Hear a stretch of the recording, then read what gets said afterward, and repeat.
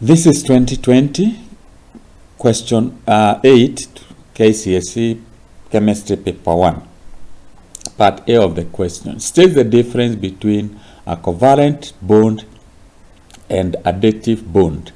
In covalent, shared electrons are contributed by both species or atoms, while in dative, the shared electrons are from one of the atoms or species. And you can have an example of that. Here we have what we call covalent bond. So this is atom 1 and this is atom 2. This is an nanometal, and this is this could be also a metaloid.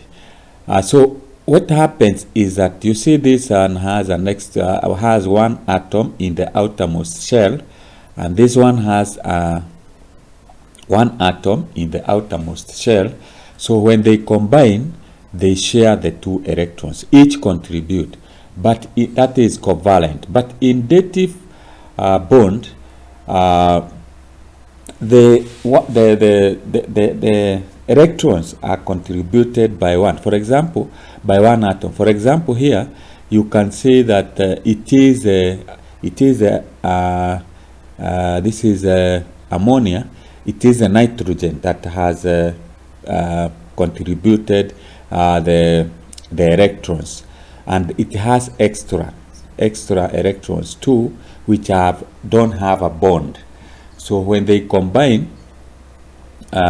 you can see here these bonds here, they are shared between the two atoms here.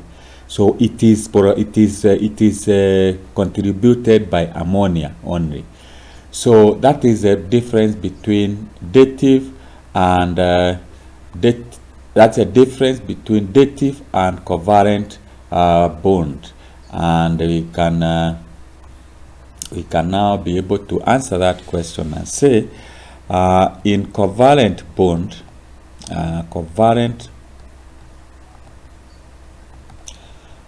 bond, the shared electrons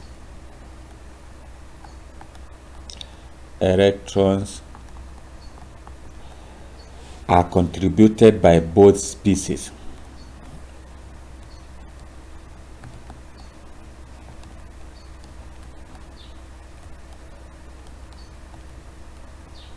Or we can just use the atoms, while in dative,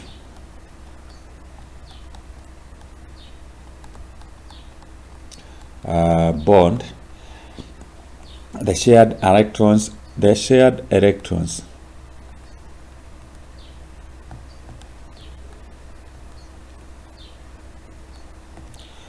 are from one atom.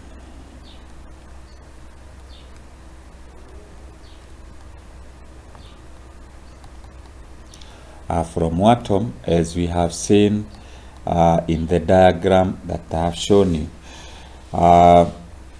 So we have part B.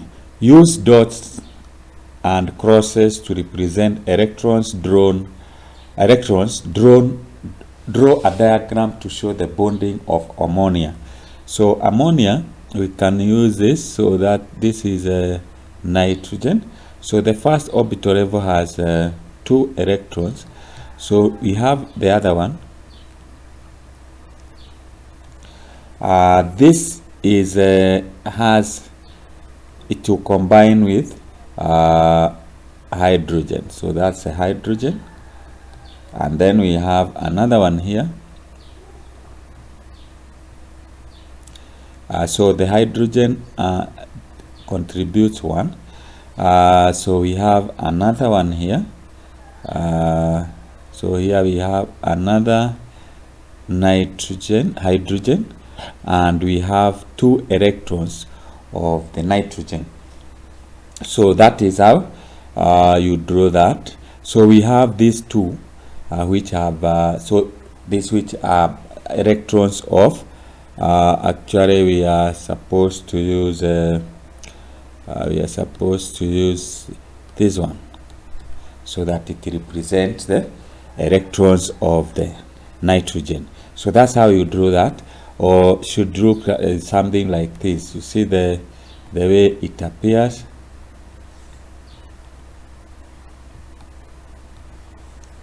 So something like that.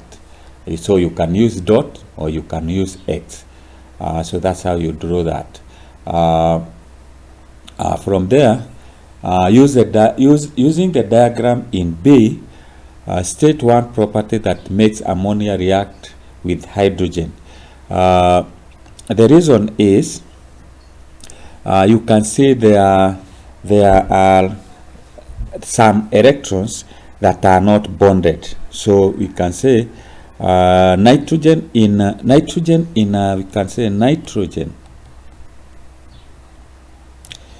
ammonia contains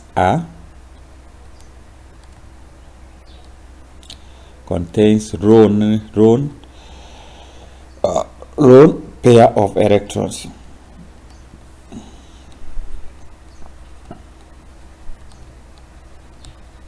As you can see here, that is what I have described, or you can say presence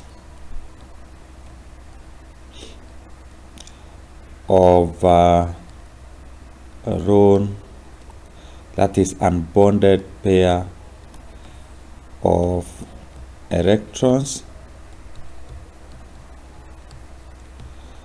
You can say unshared.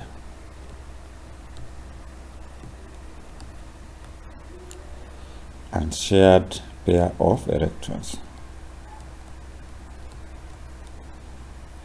Unshared pair of electrons.